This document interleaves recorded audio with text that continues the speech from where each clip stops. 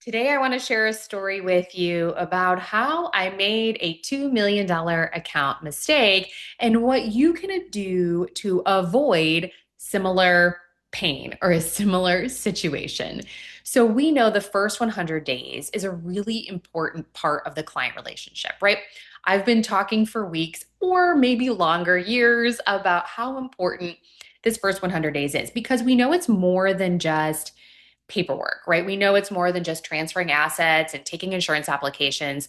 There's a lot of emotional process happening here for our clients along with psychological process. So you've heard me talk about it before that when a client says yes to you, right? They are excited to move forward. They can't wait to take your recommendations and advance their financial life, and at the same time they're still filled with a little bit of trepidation, right? Like, did I make the right call when I sign on the dotted line?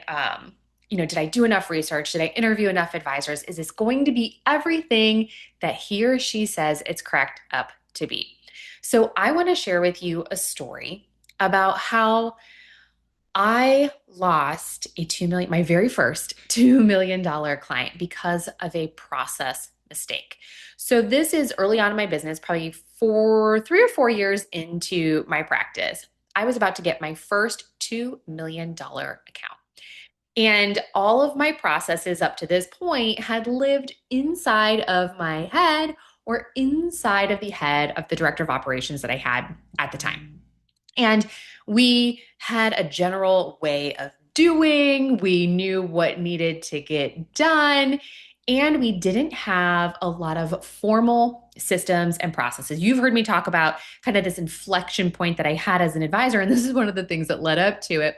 But having this moment where I realized, like, I don't have a true business that I can step out of, right? I am still the bottleneck. I have a business that is very much dependent on me, and that I don't really have a true business. I just have a very, very busy Libby with a team and a beautiful office and all of the things that outside looking in look like a business, but inside looking out, we were honestly still winging it and living off of processes that lived inside of our heads. So I met Matt and Christy. They were some wonderful clients of mine. And they had four sweet boys, one of whom had special needs.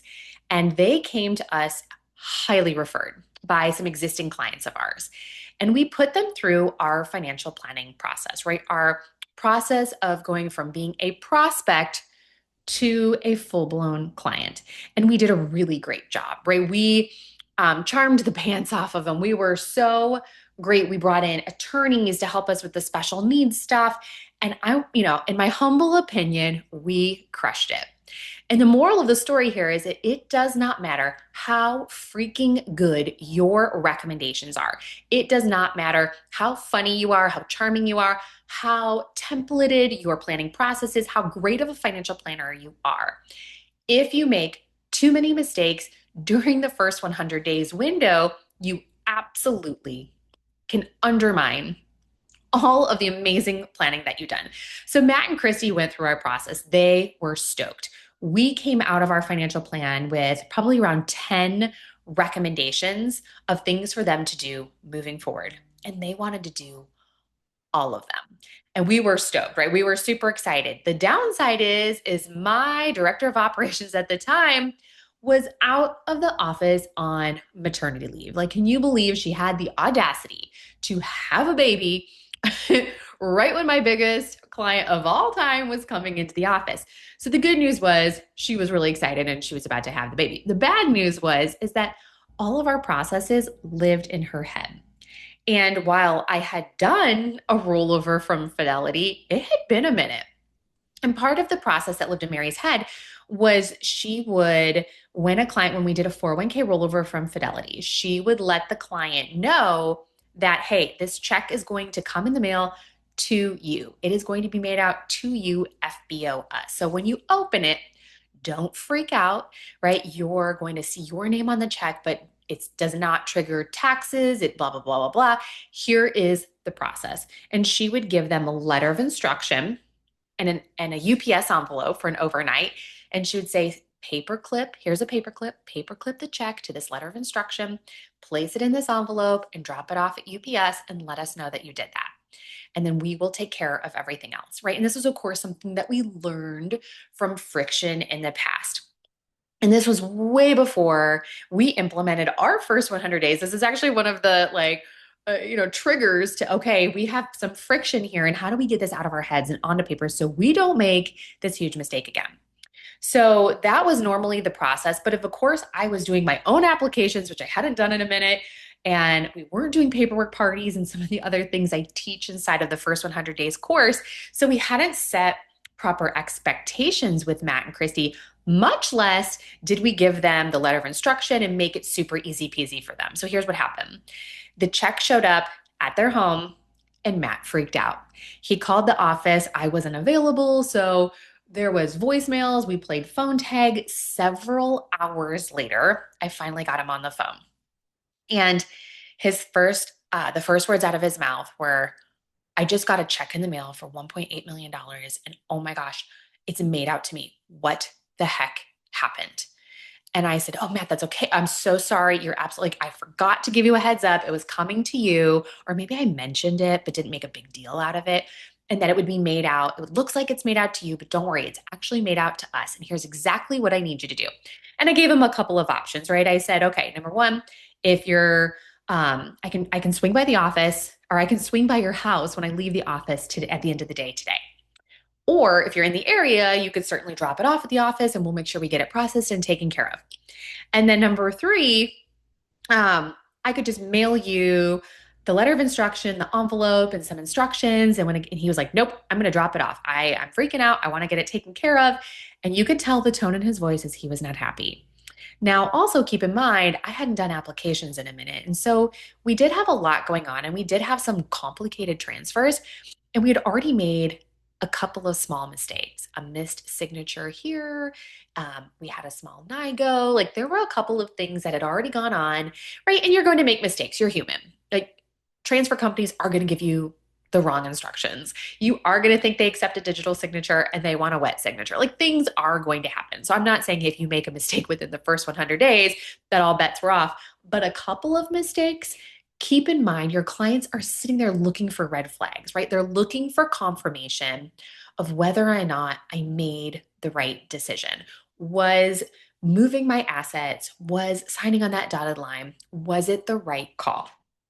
So, in the first 100 days, we talk about how our clients are flooded with cortisol. Even though they're super excited to work with you, they're flooded with cortisol, which is a stress hormone. And this is triggered by any financial decision of $300 or more, right? Like we call it buyer's remorse. They get nervous. Like, is this the right call? Like, this sounds really great. Is it too good to be true? What's going to happen? I need a new portal. Oh my gosh, a new password, new account numbers. Need to make sure I update our trust to have this thing on it. Maybe I need to update, like there's a lot going on for clients. And we need to make sure that our process is designed to move them through that finish line. We need to anticipate their needs. We need to interject at every friction point. You've heard me talk about Uber versus a taxi, right? We need to think through two lenses. We need to think through how do we process business efficiently and effectively, but also how do we look at process through the lens of what our client is experiencing. So inside of the first 100 days course, right, we obviously teach around here's some things you should and could be doing inside of those first 10 days, 30 days, 60 days, 100 days to make sure we're addressing where our client is at in the process. And we are we're kind of thinking like a hotel concierge, right? We want to anticipate our guests' needs before they themselves even have them, right? We don't want to wait until Matt's freaking out about getting a check in the mail with his name on it, thinking he's paying taxes. So anyways, so knowing that we're in this trepidation phase, Matt is already a little frustrated, right? We've had one or two little snafus. Matt hops in his car. He puts his almost $2 million check on the seat beside him and hops onto the highway onto I-71 in Cincinnati with his windows down. The check, once he gets up to, 65, his check immediately I can't make this stuff up. It flies out the window and onto the side of the highway. So Matt had called and said, okay, I'm just going to bring it over. I should be there in about 15 minutes. And we're sitting there waiting. That's weird. He's not here yet.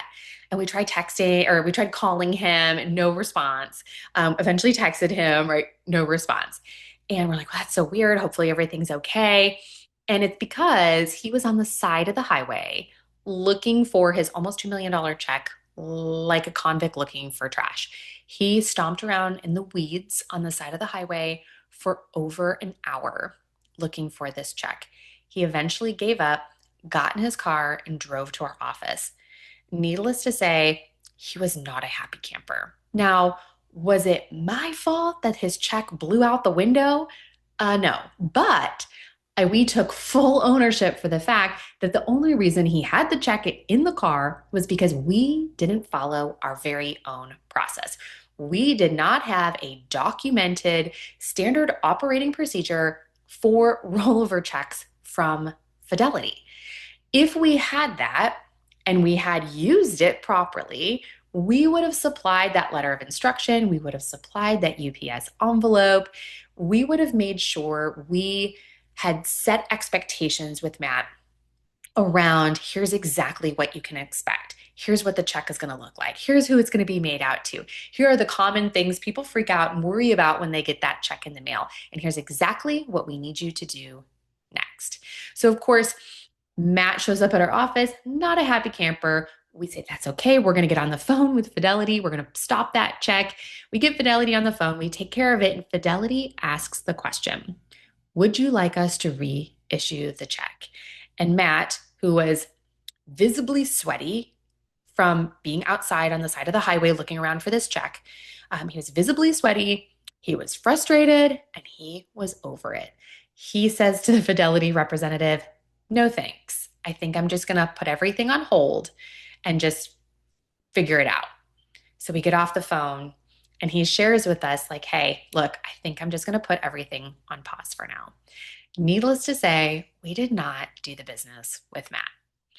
And I share this story because it is really important, right? We put so much time and effort as advisors into our planning process, into our deliverables, into our recommendations and our holistic plans and our money guide pros and all of the things that we're doing for clients in that prospect to client process. But once we say yes, right? Like the client says, yes, I want to move money. I want to move assets. I want to take those insurance applications. I want to do that annuity with you, whatever your jam is. We tend to not have as high touch or as glossy of a process for what to do next. And so I recently did a poll on LinkedIn and inside of the Facebook community that I have, the Efficient Advisor community on Facebook, and asked some questions around onboarding and said, like, hey, what are some of your biggest frustrations? And one of the highest rated answers is, I don't know what to do to create a wow experience. And so I'm going to keep sharing over the course of this month, the month of May. I'm going to share all about the first 100 days and some different things that you can do to create a wow experience for your clients and how to create a wow experience from a business processing perspective as well, right? Both things need to be true. So we want to focus on, and one of the outcomes of the first 100 days course is that when we establish a first 100 days process that is focused on efficiency, we actually see business processing times get reduced dramatically. We also see on the opposite side, through the other lens, client satisfaction going way up. And I've shared with you previously kind of the 4 results of having an intentional, documented, experiential first 100 days is longer client relationships. So the longevity of client relationships goes way up. The lifetime value of a client goes way up. So more wallet share and then also a longer relationship equals more revenue. We see more referrals coming from a client and them coming so much faster. Like to me, when we started really taking a look at, well, what happens after a client says yes and started doubling down on the experience, we saw referrals start to come right away from brand new clients, which to me was crazy, right? I grew up in a broker dealer world where it felt like you had to demonstrate value to clients for years before it would even be logical to ask her to do anything to trigger a referral, right? Like you had to prove your value and that you were going to follow through on all of the things that you said you were going to do. So when we started getting referrals from brand new clients who we hadn't really even done anything yet, it was like, whoa, we got to look at this. This is working. And how do we actually double down on what's working and make it remarkable? So I'd love to invite you into the first 100 days course. So if you're an advisor who's like, hey, I have a really great planning process, our clients get on board, and then things could be a little bit smoother, right? Maybe we're winging it a little bit. Maybe we haven't thought through what intentional touch points during that first 100 days could look like. Our business processing is taking longer than it needs to. Things are slipping through the cracks. I'd love to find a more organized and efficient way to approach the first 100 days while maintaining a wow experience for our clients. I would love to invite you to join us, and then we'll be doing a live event, a live Q&A for our first 100-day course participants on June 16th of this year. And there are more details. Once you sign into the course, there will be more details about how to access that happy hour call. And I would love for you to join us. The results that we're seeing from advisors who are implementing are phenomenal.